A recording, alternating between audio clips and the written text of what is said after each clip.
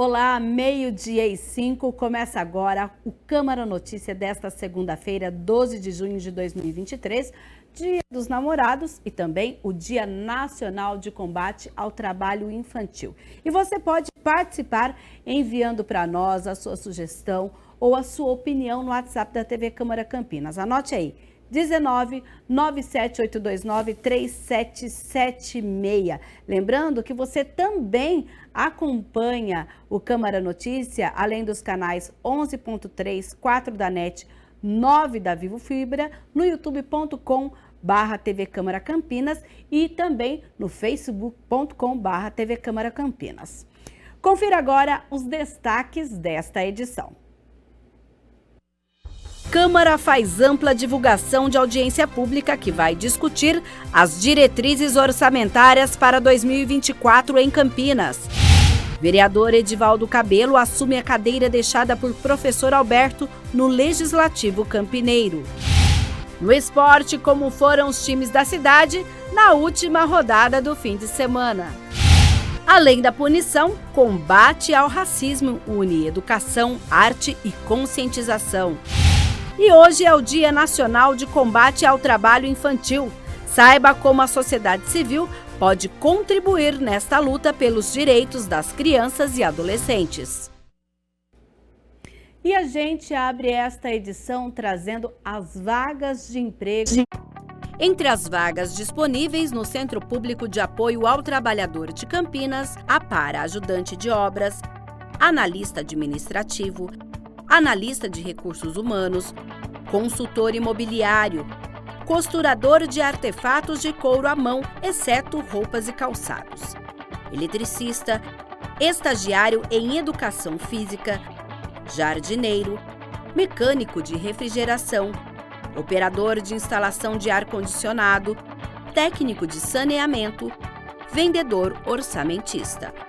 Os interessados podem agendar o atendimento presencial no CEPAT pelo site cidadão.campinas.sp.gov.br ou utilizar o atendimento online no site cepat.campinas.sp.gov.br para obter a carta de encaminhamento sem sair de casa de segunda a sexta-feira. O CEPAT tem 3 unidades para o atendimento presencial. A do centro fica na Avenida Campos Sales 427. No distrito do Ouro Verde, o atendimento é na Avenida Rui Rodrigues 3900, no Parque Universitário. E a unidade do distrito do Campo Grande fica na Rua Manuel Machado Pereira, 902.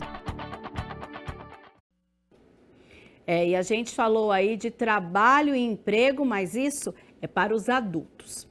Hoje, muita gente comemora aí o Dia dos Namorados, mas 12 de junho também é o Dia de Combate ao Trabalho Infantil.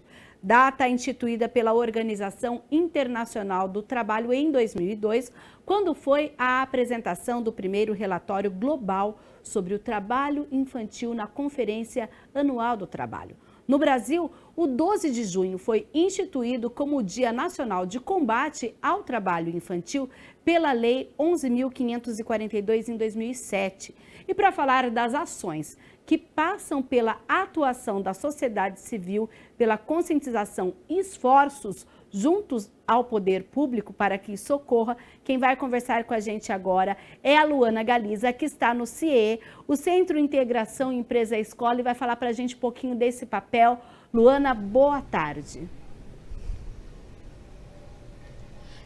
Boa tarde, Mirna. Boa tarde a todos vocês que estão nos acompanhando. E para entender um pouco mais sobre trabalho infantil, eu trouxe uns dados que, de acordo com a Organização Internacional do Trabalho, mais de 8,9 milhões de crianças e adolescentes estariam no trabalho infantil até o final do ano passado, do ano de 2022, como resultado de uma pobreza impulsionada por conta da pandemia do Covid-19. Outro dado muito importante que eu vou trazer também, que essa organização trouxe, é que 14,4% dos trabalhadores que atuam em atividades de alto risco no Brasil têm idades entre 15 e 17 anos. Por isso agora eu vou entrevistar a Rosângela Pereira, que é gerente aqui do CIE. Boa tarde, Rosângela. Muito obrigado por nos receber aqui. Boa tarde. Rosângela, segundo esse dado, que 14,4% dos trabalhadores que atuam em atividades de alto risco aqui no Brasil, que tem entre as idades de 15 e 17 anos, qual a idade, vamos começar por isso, qual a idade exata que uma criança ou um adolescente deve começar a trabalhar? Bom, o adolescente consegue trabalhar a partir dos 14 anos que está previsto na lei da aprendizagem. Então, ele inicia suas atividades nos 14 anos, ele é acompanhado pela entidade que faz a capacitação teórica, porque ele tem 4 dias de atividade prática na empresa e 1 dia dentro da entidade capacitadora.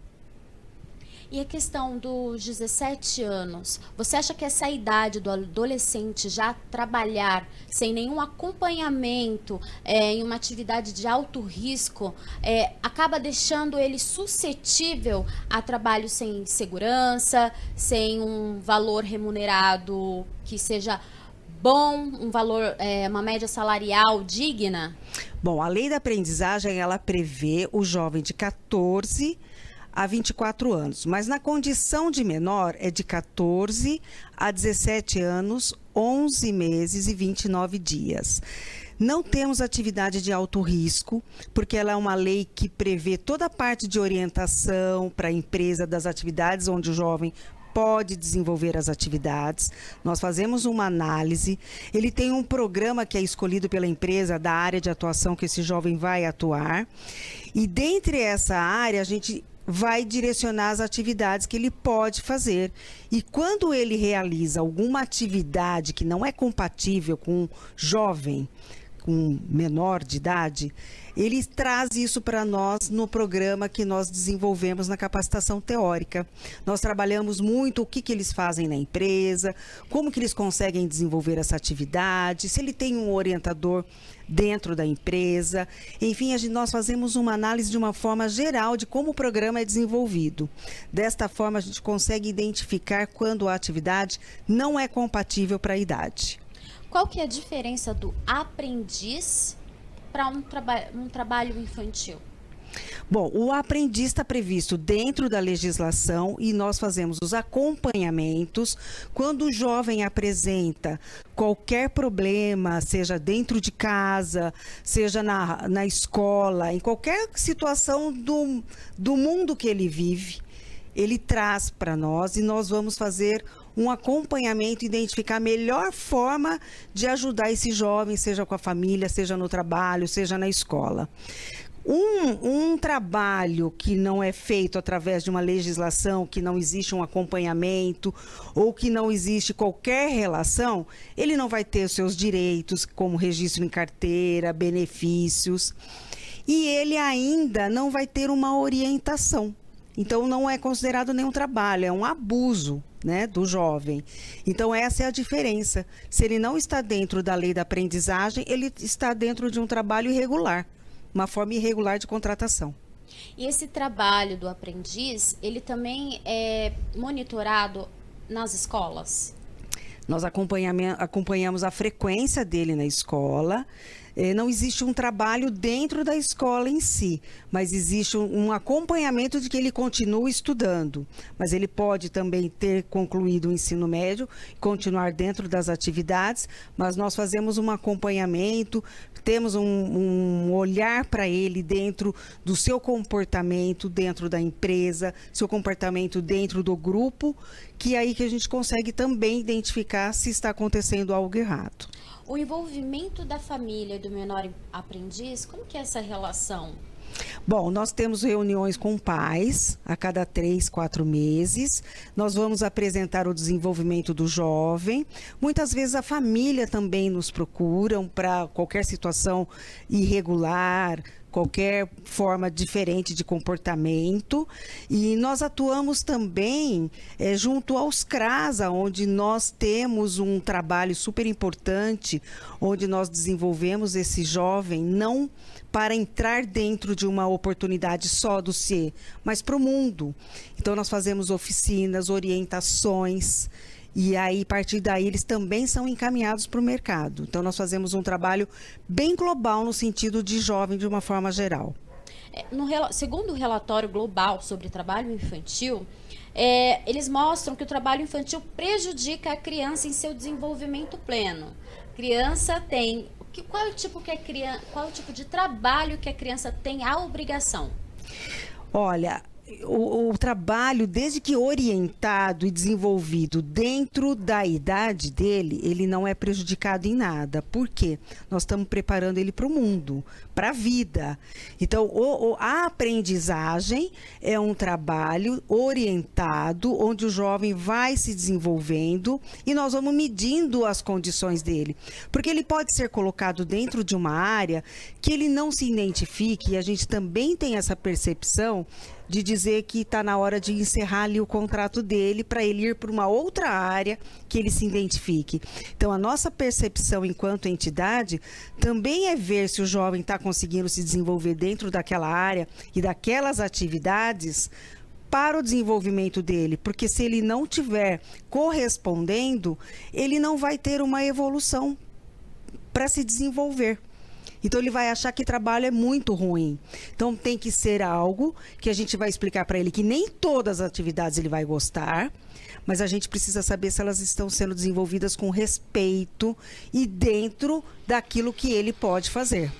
Então, esse é um trabalho que a entidade faz dentro da lei da aprendizagem, é a orientação para o desenvolvimento do jovem. Então, a gente acompanha com o tutor dele também dentro da empresa, se ele tá correspondendo ao que a empresa imaginou, ao que ela precisa. E aí existe uma orientação para a empresa também em relação ao jovem. No caso, a família que quiser entrar em contato aqui com o CIE pode estar fazendo o quê? Procura aqui, o aluno está no ensino médio, com a idade de 14 anos, como que faz para poder estar participando dos processos seletivos? Olha, nós temos os nossos escritórios locais, mas nós também temos através de um telefone, que é da nossa central. Nós temos também o nosso portal, que ele vai entrar ali, ele vai conseguir acessar. Ele vai ter todas as informações do CIE para poder fazer contato. Vocês já tiveram alguma denúncia a respeito de trabalho infantil com questão de ambiente doméstico aqui em Campinas? Como Campinas é uma metrópole e ela é uma cidade enorme, sempre existe aquele trabalho silencioso, que é o doméstico dentro de casa, seja um adolescente trabalhando como babá, cuidando de crianças, seja como doméstica dentro de casa ou até mesmo como diarista. Você, como gerente aqui do CIE, vocês já se depararam com situações aqui? Sim, já fomos procurados pelo Conselho Tutelar quando é identificado que uma criança está numa atividade inadequada. Então, nós temos uma relação com eles também. Quando acontece uma situação, eles nos trazem para a gente conseguir uma oportunidade adequada para esse jovem. Então, nós não temos uma influência dentro dessa denúncia quando chega para o Conselho Tutelar, mas eles nos trazem para buscar uma oportunidade melhor para esse jovem. Tá bom. Rosângela, muito obrigada aqui por esclarecer, né, essa parte de trabalho na conscientização, na parte empresarial aqui do CIE. Muito obrigada. Conte conosco, sempre estamos aqui, esse é o nosso propósito. Muito obrigada.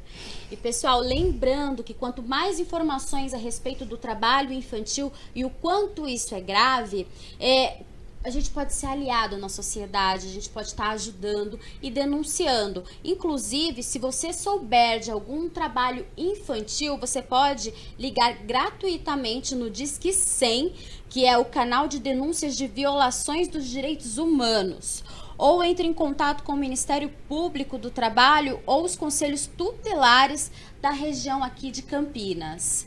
Mirna, uma boa tarde, é com você. Boa tarde, Luana. Muito obrigada pelas informações. E lembrando que é responsabilidade de todos nós esse combate ao trabalho infantil, como a Luana disse no começo, que teve uma intenção aí, um tensionamento justo pela pandemia. As famílias passaram a ter maior vulnerabilidade social e muitas crianças e adolescentes acabaram indo para o mercado de trabalho, que não é um mercado de trabalho formal, como a gente viu aí no CIE, com toda a legislação. Tem muita gente, inclusive, trabalhando aí nos semáforos da cidade. Vamos, então, lutar contra isso. Olha, e agora a gente vai falar um pouquinho das notícias da metrópole. Porque no próximo sábado o Brasil vai jogar de preto em uma ação contra o racismo em apoio a Vini Júnior, em um amistoso que vai acontecer contra a Guiné, lá em Barcelona, na Espanha. O recente caso, que mobilizou líderes mundiais, traz uma reflexão de algo que precisa ser feito bem perto de nós. E eu fui conhecer um projeto e conversei com a presidente da Comissão da Igualdade Racial da Ordem dos Advogados do Brasil aqui em Campinas, e a gente falou sobre o combate ao racismo. Confira. Racismo. No dicionário encontramos algumas definições: preconceito e discriminação direcionados a alguém, tendo em conta sua origem étnico-racial. Geralmente, se refere à ideologia de que existe uma raça melhor que outra. Recentemente, o caso de racismo contra o atacante brasileiro no jogo do Real Madrid contra o Valência, em maio deste ano, que foi xingado pela torcida rival no Campeonato Espanhol, demonstrou o quanto casos como este acontecem no mundo e, em particular, no esporte. É o que avalia a presidente da Comissão da Igualdade Racial da OAB Campinas. Nos jogos de futebol, é muito comum essas ofensas serem desferidas, e tanto para pessoas pretas, também para mulheres, né? Porque para as mulheres que frequentam o estádio é muito doloroso, principalmente quando nós vemos uma árbitra no jogo. É muito doloroso aquilo que a gente tem, é muito doloroso a gente escutar o que os homens proferem ali no entorno em relação a essa mulher. E a mesma coisa em relação às pessoas pretas. Não há dentro do âmbito do esporte uma política bem forte, né? E uma política uniformizada para que coíbam esses tipos de crime, e que, para além de coibir esse tipo de crime, também punam tanto os clubes quanto quem proferiu essas ofensas e quem cometeu a discriminação ou ato racista. Isso a gente não tem. Você não tem uma vontade política dentro dessas instituições para que isso seja de fato dizimado e limado do âmbito esportivo. Nas redes sociais, prontamente Vinícius Júnior se manifestou em relação ao episódio. Abre aspas. Não foi a primeira vez, nem a segunda, nem a terceira. O racismo é o normal na La Liga. A competição acha normal. A federação também. E os adversários incentivam. Lamento muito. O campeonato, que já foi de Ronaldinho, Ronaldo, Cristiano e Messi, hoje é dos racistas. Uma nação linda que me acolheu e que amo, mas que aceitou exportar a imagem para o mundo de um país racista.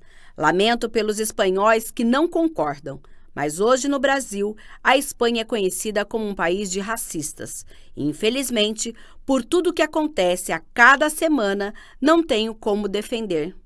Eu concordo, mas eu sou forte e vou até o fim contra os racistas, mesmo que longe daqui, escreveu o atacante na oportunidade. O Vinícius Júnior está lá na Europa, né? E o Vinícius Júnior também é uma pessoa que consegue, por toda a política pública que também ele esteve inserido, né, enquanto ele era criança, e essa consciência racial que ele tem, ele consegue hoje se colocar, ele consegue gritar, ele consegue ter voz para isso. Mas tantos outros, existem tantos outros que são silenciados. E não duvido que dentro dos próprios clubes, quando eles relatam casos de racismo que eles sofreram, pode ser entre eles, entre os próprios jogadores, ou no âmbito das torcidas, essa situação ou ela é ignorada, ou ela é minorizada nos seus efeitos. Estavam brincando, racismo não é brincadeira, gente. O caso ganhou repercussão mundial com o manifesto de vários líderes e o mundo dos esportes. No próximo dia 17, a seleção brasileira vai enfrentar a Guiné em Barcelona, na Espanha, e vai jogar um dos tempos com um uniforme preto, em ação antirracismo e de apoio a Vinícius Júnior. Manifestações chegaram também às periferias, com ações afirmativas como esta do Projeto Vulcão em Sumaré, que com a grafitagem feita pelo artista Gelim, que transforma muros em telas, e criou a ilustração do jogador Vini Júnior com a frase de Martin Luther King para chamar a atenção para o debate sobre o tema. Depois de uma palestra para a criançada que eu dou aula no CDH do Matão, a criançada, eu via muita simbologia, apologia ao crime. Camisas, né, com Pablo Escobar e por aí vai. E aí nós tivemos a ideia de fazer uma homenagem para Martin Luther King. Aí eu expliquei para eles, né, quem era Martin Luther King. E aí eu convidei o artista Gelim, e ele já de bate-pronto fez um esboço com a imagem de Martin Luther King. E aí pipocou toda essa situação do Vini. E aí eu provoquei o Gelim para que ele trouxesse essa ideia, né, que a gente colocasse a imagem do Vini nesse momento como um grito de alerta, até porque o Vini ele não responde com violência, ele responde com a arte também do futebol e dando um grito, né, de alerta para tantos, né? Porque se para o Vini, que é um jogador na Europa, de um Real Madrid, seleção brasileira, sofre com tudo isso, imagina dentro de comunidades, em alguns lugares que a gente vê esse racismo muito estrutural, e não só lá na Espanha, mas aqui no Brasil também. A gente tem reparado muito que a arte ela é uma coisa, como é que eu posso dizer, uma linguagem universal. Ela fala com todos, independente de classe, de cor, de idade, de religião, de tudo. Tipo, a arte ali, os olhos, a janela da alma, como eu costumo falar, né? É uma conversa, assim, muito clara, muito, sabe, que atinge e vai no ponto, né? Então a gente buscou, né, dar esse grito junto com o Vini Júnior, né? E não é de hoje, né, que essa questão na Europa está sendo, vamos dizer assim, né, parece que está cada vez mais explícito e ninguém está fazendo nada, né? E a gente colocando o brasileiro, a gente traz essa visão para a molecada, né? Tipo, você falar assim para a molecada, ó, a gente tem pessoas aqui que estão, né, chegaram lá, para vocês terem ideia, chegaram lá, ó, e ainda estão lutando contra isso. Então, é uma coisa que a gente também tem que lutar, tem que gritar e tem que estar junto. A ideia é ampliar a proposta de que cada vez mais o jovem periférico conheça, através do grafite, ídolos negros em que possam se inspirar. E nós vamos desenhar também mais alguns atletas, pessoas que são personalidades que têm esse grito de alerta também. São atletas pretos que, com todas as dificuldades, romperam os limites e servem de inspiração. Eu não quero mais ver camisas com simbologias e nem mesmo com fotos de narcotraficantes. Eu quero ver uma foto de Malcolm X, eu quero ver uma foto de Martin Luther King, propriamente de Marielle, para que a gente apregoe e inspire essas crianças de fato. Para a advogada, a efetiva implementação da Lei 10.639 de 2003, que obriga as escolas de ensino fundamental e médio a ensinarem sobre a história e cultura afro-brasileira, pode mudar esse cenário. Que se eu trago para a criança essa ideia, esse novo pensamento, né, da história dessas pessoas negras e da ocupação dos espaços dela e da forma como elas foram retiradas também desses espaços, é muito importante. Então, saindo dessa educação básica, quando eu chego no ensino fundamental, né, lá para o 7º, 8º ano, e ensino médio, que é o momento em que esse indivíduo, né, esse adolescente, começa a formar a sua identidade, começa a formar a sua personalidade, ele vai ser um indivíduo mais combativo e questionador. Ele vai começar a olhar no entorno e falar, peraí, aqui na minha sala, isso numa escola particular, aqui na minha sala, não tem alunos negros. Por que não tem alunos negros? Por que eu aqui na minha escola particular não tenho um professor negro? E quando ele chegar na faculdade, ele fazer o mesmo questionamento. Por que eu cheguei aqui na faculdade e eu não tenho um professor negro? E aí eu me coloco nesse contexto que eu fui ter o meu primeiro professor negro no âmbito do mestrado. Adriana diz que é preciso que muitos conheçam ídolos negros que possam despertar o que há de melhor em cada criança, adolescente e jovem.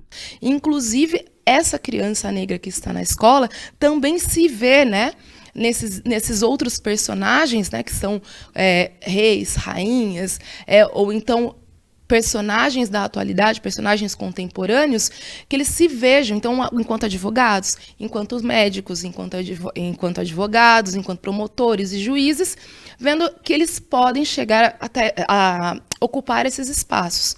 A Lei 14.532, sancionada em março deste ano, equipara o crime de racismo à injúria racial, com a pena aumentada de 1 a 3 anos para 2 a 5 anos de reclusão. O racismo é um crime contra a coletividade, já a injúria contra o indivíduo.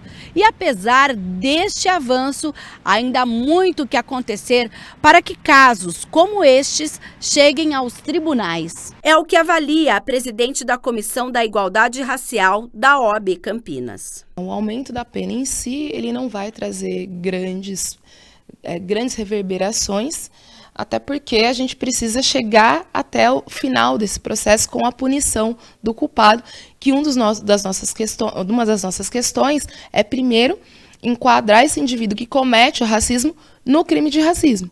Agora, com algumas equiparações em relação à injúria, nós temos aí algumas possibilidades na questão da imprescritibilidade, da inafiançabilidade, mas mesmo assim ainda são pontos que precisam aí ser melhores trabalhados, porque a pena no final pode ser que não seja satisfatória à própria vítima, porque se de repente aquela pena for aplicada na sua pena mínima, ele pode converter essa pena, né? Ou então ele pode ficar o tempo mínimo ali, se for o caso de prisão.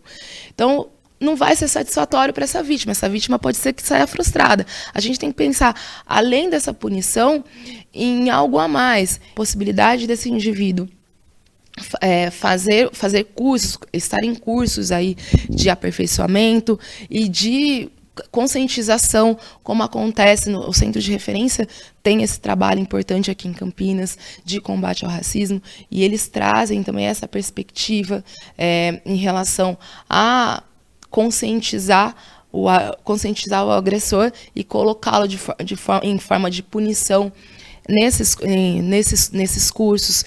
Também, pensando no âmbito já judicial, na possibilidade de uma penalidade pecuniária, né? Que ela existe, mas que essa penalidade pecuniária também reverbere para além do âmbito individual, reverbere no âmbito coletivo, porque assim a gente vai conseguir chegar onde a gente precisa. No Brasil, as causas do racismo podem ser associadas principalmente à longa escravização de povos de origem africana e à tardia abolição da escravidão, além da falta de políticas públicas para que os libertos tivessem acesso à educação ou ao mercado de trabalho. E ainda há um grande caminho para vencer essa questão. Essas ferramentas, elas são mega importantes para isso.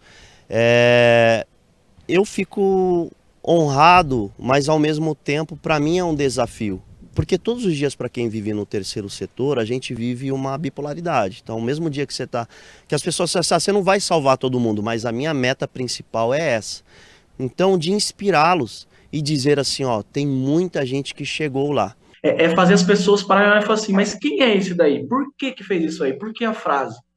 E aí de causar essa busca nas pessoas, sabe? Tipo, ó, é além da tinta na parede, não é só uma coisa bonita. É trazer conscientização, entendeu? Apesar da luta dos movimentos negros, apesar da aprovação de políticas de ações afirmativas, apesar de algumas políticas em prol da educação, ainda não é o suficiente para que a gente combata esse racismo estrutural e esse racismo institucional. Ainda a gente tem muito caminho a percorrer. Mas olha só, Campinas deu a largada para a terceira edição da Taça das Favelas 2023. A abertura da competição ocorreu na manhã deste sábado, dia 10, lá na Praça de Esportes Argemiro Roque, no bairro São Bernardo. O prefeito Dário Saad participou da cerimônia de abertura, juntamente com o presidente da Câmara, como convidado de honra da CUFA, a Central Única das Favelas, que é a idealizadora do evento. A partida que abriu a competição masculina foi entre Vila Brandina e Santa Terezinha. E a gente teve no feminino também o jogo, de abertura, que foi Rosália e o Florense 2, que aconteceu na tarde do sábado. A gente lembra que a Taça das Favelas promete ser a mais disputada que anteriores. E o atual campeão é o bairro São Bernardo. E já no feminino, o título ficou o ano passado para a equipe do São Marcos. E a gente lembra que o time campeão da Taça das Favelas Campinas será classificado para o torneio seletivo que dará vaga para a edição estadual. E a gente ainda vai dar mais uma notícia aqui, porque para quem está aguardando a abertura dos parques da cidade, a gente teve também no último sábado a reabertura do Parque das Águas, que fica aqui no Parque Jambeiro. Olha, ele volta a funcionar das 6 da manhã até as 8 horas da noite. O parque estava fechado desde o final de setembro e passou por uma ampla reforma, inclusive com o desassoreamento de 2 lagoas, de onde foram retirados 3.000 caminhões de sedimentos e de flores de lótus, plantas exóticas que tomavam boa parte de uma das lagoas. Então, já uma boa notícia para quem frequenta o Parque das Águas em Campinas. Vamos falar do Legislativo Campineiro, olha, porque aqui a gente tem a Câmara Municipal que realiza uma ampla divulgação para convidar a população para participar da 22ª audiência pública sobre a Lei de Diretrizes Orçamentárias de Campinas para 2024, que vai acontecer nesta terça-feira no plenário do Legislativo.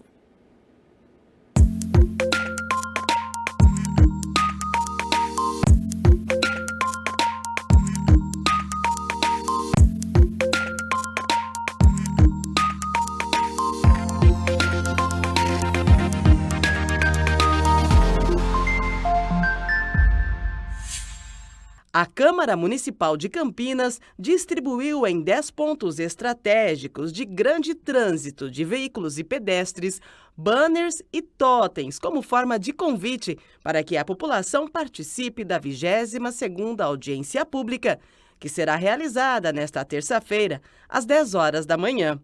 A reunião vai analisar o projeto de lei complementar 101 de 2023 e discutir as diretrizes orçamentárias da cidade para o ano de 2024. São faixas e totens como esses que estão instalados na Biblioteca Pública Municipal, na Avenida Benjamin Constant e no Largo do Rosário, local de grande movimento no centro. Além desses pontos, os materiais também estão na Praça do Largo do Pará, no Mercado Municipal e na Praça Bento Quirino, no centro da cidade. Na região leste, tem banner convite na Praça Arautos da Paz.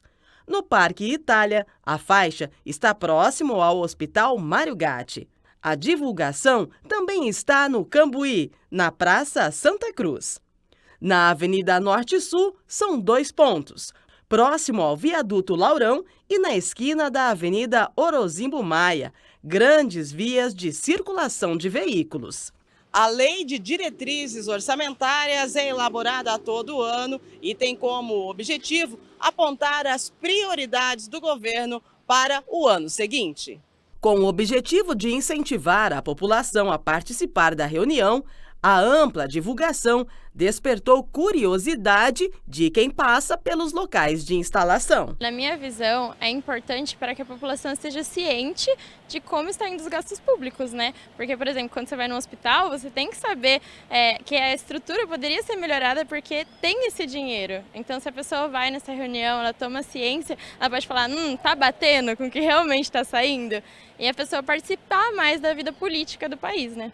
Seu Romualdo destaca a importância da divulgação da 22ª audiência pública. Colocar aqui para o pessoal passar e ver, né?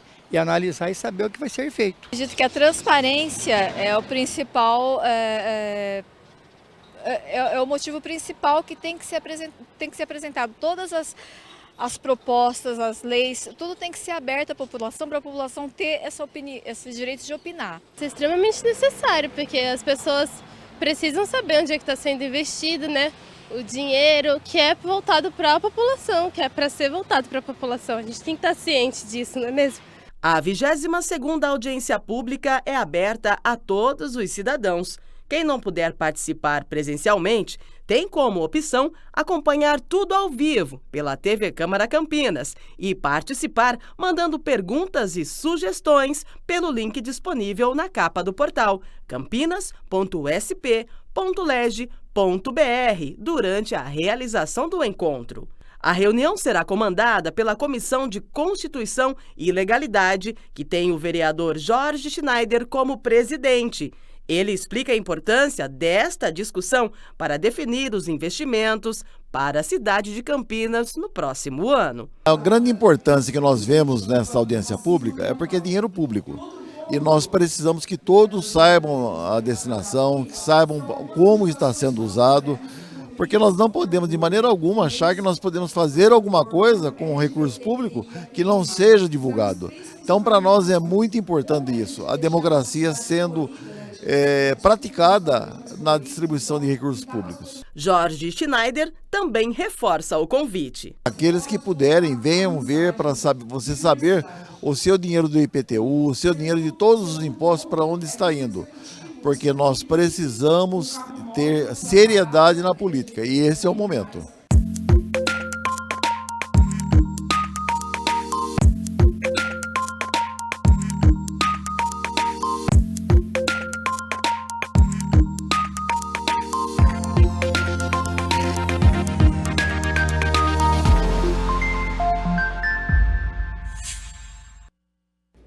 E a gente reforça a audiência pública que vai acontecer amanhã aqui no Legislativo Campineiro. Quer participar pessoalmente? A entrada do plenário é pela Avenida Engenheiro Roberto Mange, número 66, no bairro Ponte Preta. Não pode vir? Quer acompanhar virtualmente? A TV Câmara Campinas estará também transmitindo, além da sua participação, que pode ser através de um formulário que você preenche lá no site da Câmara, que é o campinas.sp.leg.br. E os vereadores aprovaram na reunião ordinária da última quarta-feira o projeto de lei do vereador Eduardo Magoga, que torna obrigatória a implantação de dispositivo sonoro no transporte coletivo municipal para facilitar o embarque e o desembarque de pessoas com deficiência. Para se tornar lei municipal, a proposta ainda precisa passar por uma segunda votação. O projeto, ele apareceu, essa demanda, quando a INDEC ainda estava fazendo as audiências públicas do transporte, para a nova concessão do transporte. Então recebemos ali um grupo de pessoas que têm deficiência visual e foi muito legal que nesse dia aí, os oradores da noite acabaram até fazendo as suas próprias descrições. Então foi muito bacana. E foi através dessas pessoas que vimos a sensibilidade de ter aí nos ônibus esse aparelho onde que os assentos preferenciais que já dão exclusividade para as pessoas com deficiência, pessoas com criança de colo, possam usar no ônibus, de ter esse aparelho, onde vai avisar qual ponto que o ônibus está chegando, porque às vezes eles ficam totalmente dependentes do motorista, e às vezes o motorista pode se esquecer e acontecer alguma coisa e eles passarem no ponto e não descer no seu destino. Também foi aprovado em primeira análise na última quarta um projeto de lei do vereador Cecílio Santos, que estabelece a liberação do acesso à internet via rede sem fio, Wi-Fi, para os usuários das unidades municipais de saúde, especialmente nas unidades básicas de saúde. Importante esclarecer que a estrutura física para a liberação da internet nas unidades de saúde já existe. Então não terá custo, né? É importante que essa liberação aconteça, porque muitos usuários vão ao centro de saúde e às vezes precisa apresentar algum documento que ele tem na internet disponível, mas ele não tem acesso ali naquele momento no celular. Então, ou às vezes até um acompanhante. Então é importante a liberação para que a população possa ter acesso à rede de internet e, portanto, possa interagir, inclusive com a administração. Às vezes, alguma pesquisa que a administração queira fazer, é possível liberando ali as perguntas no momento que a pessoa vai fazer o acesso. E na última quarta-feira, durante a 35ª reunião ordinária, aconteceu a posse do vereador Edivaldo Cabeiro. Ele foi eleito como suplente nas eleições de 2020, com 2.412 votos, e agora assume a cadeira que era ocupada por professor Alberto, que deixou o cargo para então assumir como secretário municipal de Gestão e Controle de Campinas. A expectativa é muito boa, porque nós começamos um trabalho, eu tive uma passagem muito curta nessa casa por 30 dias, onde protocolei alguns projetos, mas não houve um tempo hábil para que viessem em pauta.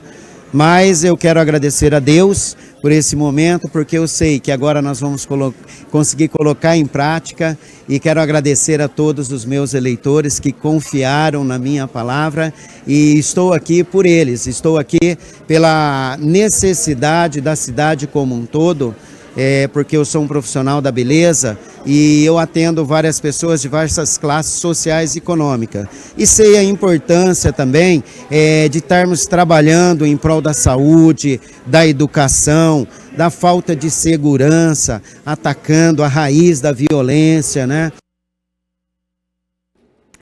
E na última quarta-feira, a Câmara de Campinas realizou 2 audiências públicas sequenciais. E a Dalila Pereira foi quem acompanhou e conta como foi. A Comissão Permanente de Constituição e Legalidade, a Constileg, realizou a 19ª e a 20ª audiência pública na última semana.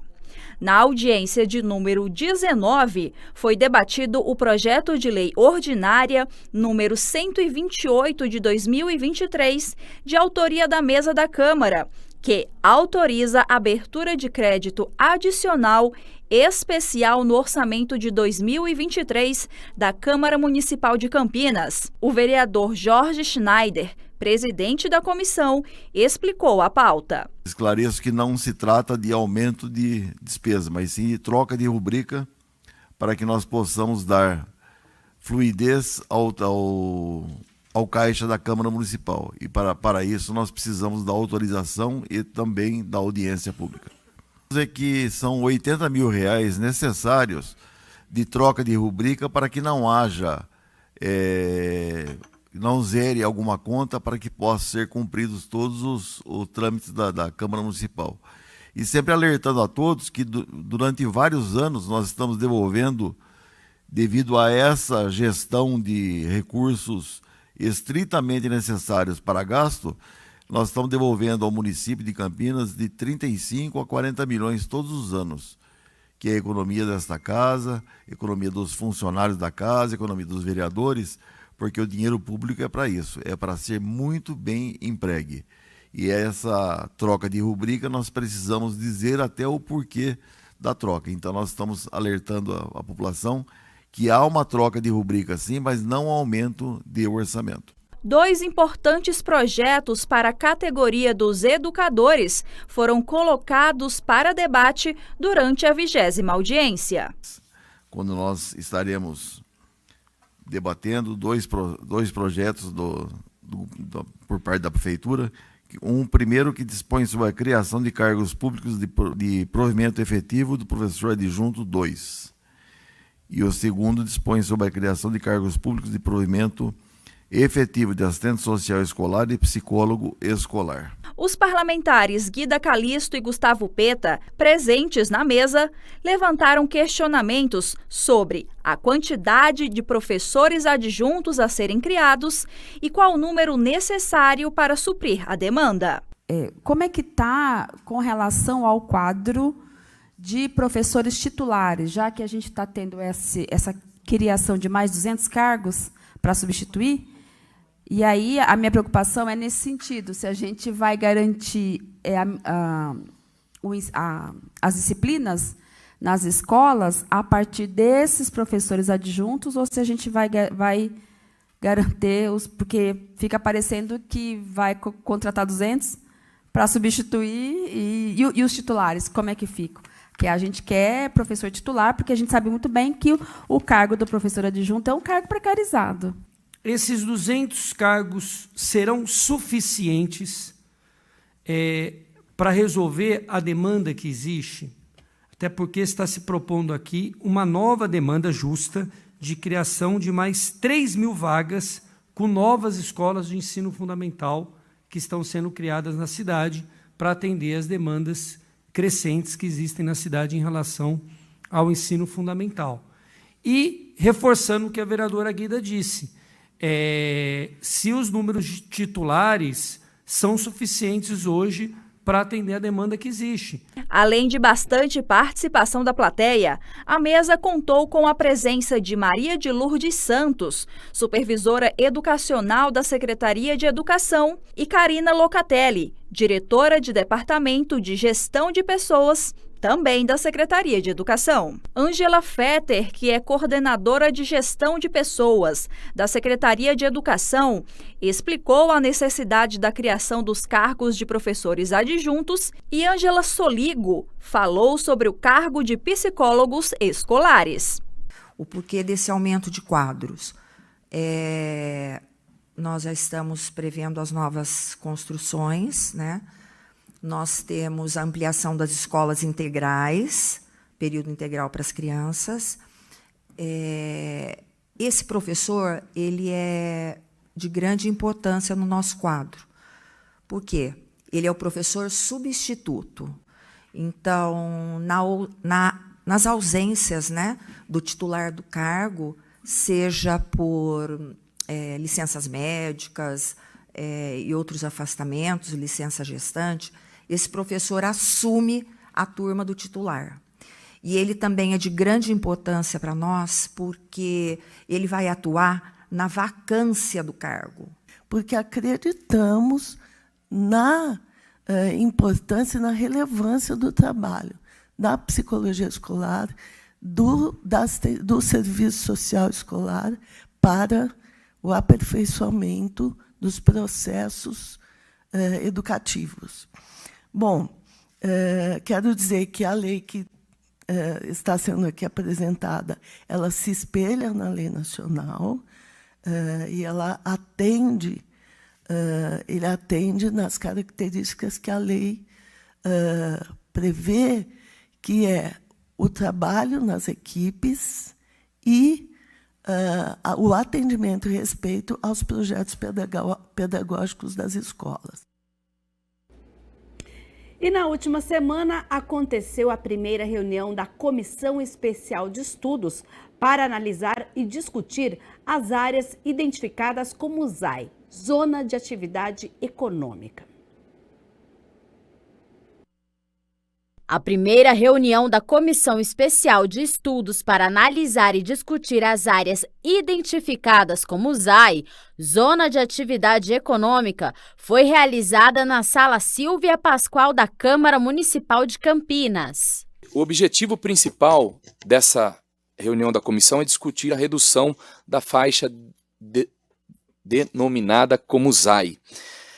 A situação criada pela Lei de 208 de 20 de dezembro de 2018, a qual dispõe sobre o parcelamento, ocupação de uso do solo no município de Campinas, afetou diretamente a oferta de moradia, uma vez que a faixa ZAI teve um aumento ficando mais próximo aos bairros e moradias residenciais. Com participação da Coab durante a reunião, foi debatido os desafios da população que aguardam por moradia, apresentando sugestões e medidas para zerar o déficit habitacional de Campinas. Está faltando moradia na cidade de Campinas, então o nosso intuito dessa comissão aqui de estudos é a diminuição das áreas faixas conhecida como ZAI, para a gente tentar de alguma forma aumentar a forma de moradia, a oferta de moradia no município de Campinas. Então existe sim um procedimento, um esforço por parte do município, com a participação da Coab,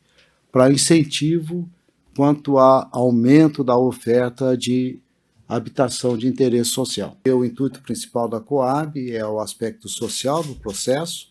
Todos nós trabalhamos e temos tido o apoio por parte do município, do governo e também da Câmara. A gente agradece quanto a isso, para que a gente, cada vez mais, vamos atrás do nosso objetivo, que é atender a população, principalmente a de baixa renda, que é o foco principal nosso, com a criação da possibilidade da casa própria e da parte da habitação de interesse social. E a Comissão de Constituição e Legalidade realizou na última quarta-feira a 9ª reunião do ano. 14 projetos estavam na pauta aguardando parecer e mais 2 deles entraram e foram votados pela comissão. Confira a reportagem de Ana Paula. A 9ª reunião ordinária da Comissão Permanente de Constituição e Legalidade foi presidida pela primeira vez pelo vereador Jorge Schneider. O parlamentar assumiu o comando da comissão após a saída do vereador professor Alberto para ocupar o posto de secretário municipal de Gestão e Controle. Também participaram os membros da comissão, os vereadores Mariana Conte, Cecílio Santos, Nelson Ossiri, Felipe Marquesi e o suplente Permínio Monteiro. Dos 14 projetos de lei que estavam tramitando na Casa de Leis, apenas um teve pedido de vista concedido e será rediscutido numa próxima oportunidade. Tem alguns projetos, como trata-se de legalidade, o vereador não sente a vontade para votar naquele momento. Então ele tem a sugestão a fazer no projeto, acrescentar alguma coisa, tirar alguma coisa, então ele pede vistas para que haja uma melhora no projeto para que ele possa vir legal e ser votado. Outros 2 projetos, chamados de extra-pauta, também foram votados no mesmo dia. São projetos que, de acordo com a urgência que nós temos, alguns a respeito de calendário, outros a respeito, como é o caso da suplementação de verbas, de funcionários que fazem a sua viagem e precisam ter o recurso para fazer essas viagens. São projetos que nós temos uma certa urgência. E projeto com urgência, como nós fazemos a cada 15 dias a reunião, nós resolvemos colocar na extra-pauta, que é regimental, para definirmos a legalidade ou não. E ambos foram aceitos. Apenas os que receberam parecer favorável da Comissão de Legalidade seguem para a votação no plenário. Caso prevaleça na votação um parecer contrário a alguma proposta, ela é imediatamente arquivada, uma vez que é considerada inconstitucional já nesta etapa do processo. Nós precisamos de projetos legais para votar nessa casa e é assim que se constitui, vendo com todos os vereadores, aqueles que compõem a comissão, cada um com a sua ideia para aprovarmos ou não os projetos. E hoje, 14h, tem reunião da Comissão de Finanças e Orçamento, que é uma das comissões de mérito aqui do Legislativo, que também precisa analisar projetos que tramitam aqui no Legislativo Campineiro. E a Câmara de Campinas realiza nesta segunda-feira a 36ª reunião ordinária a partir das 18h. Entre os 6 projetos da pauta está em votação inicial o substitutivo ao projeto de lei do vereador Zé Carlos e do ex-vereador professor Alberto, que determina que pais ou responsáveis deverão reparar os estragos e danos materiais causados pelos filhos às escolas municipais, professores, servidores públicos ou também aos próprios colegas estudantes. Além da reparação, a proposta também autoriza os estabelecimentos de ensino a adotar práticas educativas, como ação disciplinar posterior a advertências verbais ou escritas dadas aos estudantes. Entre as ações estão, por exemplo, atividades extracurriculares e trabalhos voluntários de manutenção e preservação do patrimônio escolar. Em todos os casos, deverá haver um registro de ocorrência escolar com uma lavratura de um termo de compromisso, tomado aí na presença com a anuência dos pais ou responsáveis, conforme rege o Código Civil. Também está prevista para a votação em definitivo o projeto de lei do Executivo que altera a composição do Conselho Municipal de Ciência, Tecnologia e Inovação. A proposta revê a formação desse conselho para que haja a inclusão de membros de instituições científicas e tecnológicas. Segundo o Executivo, o objetivo é proporcionar maior rotatividade e diversidade entre os integrantes do órgão. A sessão começa às 18h no plenário aqui da Câmara Municipal. A entrada é pela Avenida Engenheiro Roberto Mange, número 66, no bairro Ponte Preta. E é claro Quem não puder vir até a Câmara Municipal de Campinas pode acompanhar a transmissão ao vivo pela TV Câmara Campinas, nos canais 11.3 da TV aberta, 4 da NET, 9 da Vivo Fibra, também no facebook.com/TV Câmara Campinas, facebook.com/Câmara Campinas, no youtube.com/TV Câmara Campinas e ainda no site da Câmara Municipal de Campinas. Anota aí, www.campinas.sp.leg.br.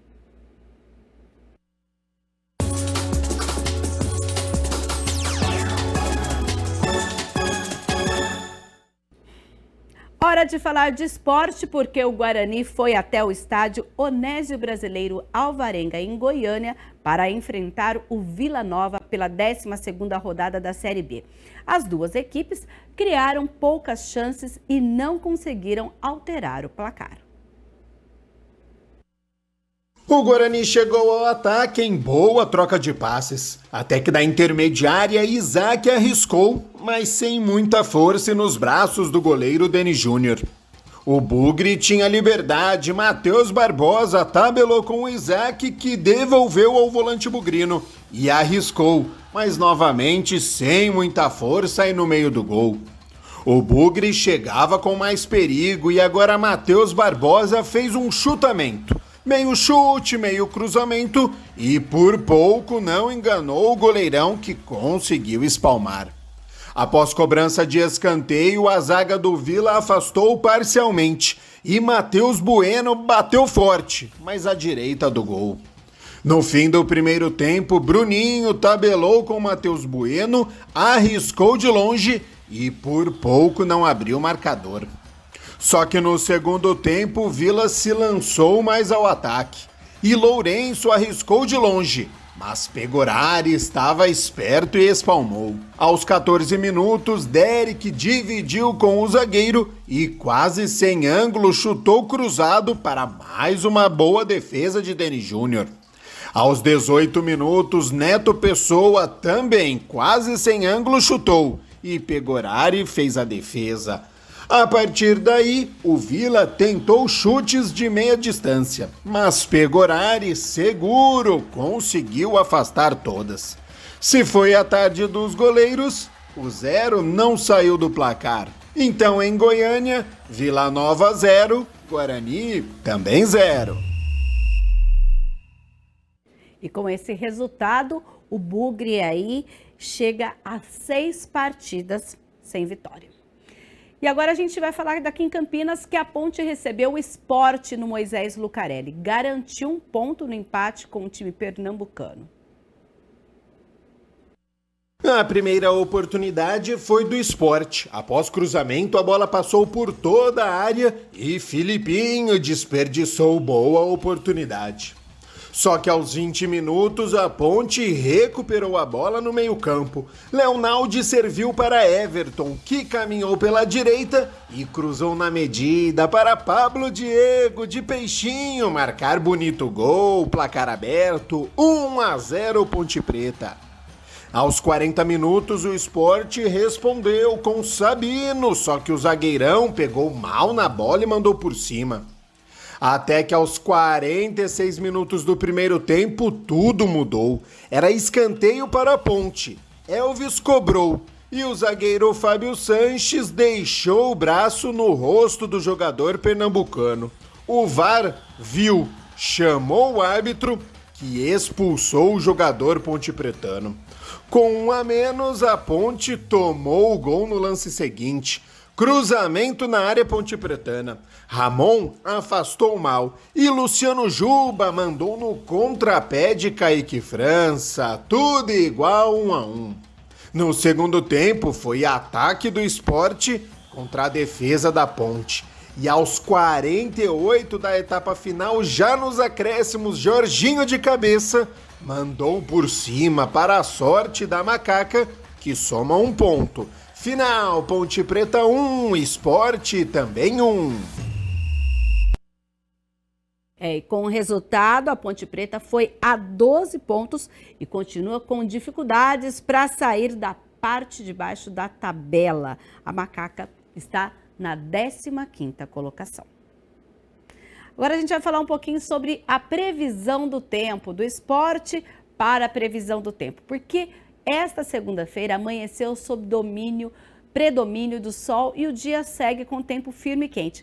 Mas será que nesta terça-feira o tempo continua assim? Não, começa a mudar. De acordo com o CEPAGRE da Unicamp, a partir desta terça-feira, a chegada de uma frente fria muda as condições de tempo aqui na nossa região, aumentando a cobertura de nuvens e proporcionando a ocorrência de chuvas. A previsão é de céu nublado a encoberto, com possibilidade de chuvas a partir da tarde. Devido à maior presença de nuvens, as temperaturas ficam amenas, com pequena amplitude no decorrer do dia. Mínima prevista é de 15 graus e a máxima de 20 graus. Lembrando que ainda tem a ação dos ventos, que sopram com intensidade moderada a forte, com uma sensação térmica que fica ainda um pouco menor. Ou seja, hora de voltar a tirar aquele agasalho um pouco mais aí, como se diz, pesado, para encarar a terça-feira, e depois parece que